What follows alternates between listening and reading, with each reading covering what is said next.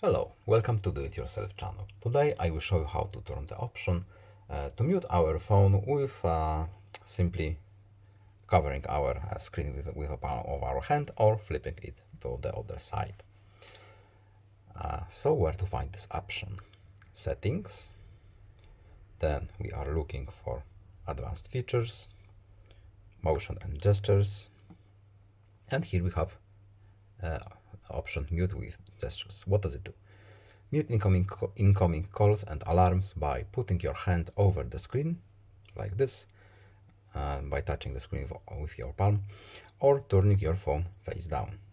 If we turn this option, if someone is calling us, we simply can flip our phone or cover it with our palm of our hand.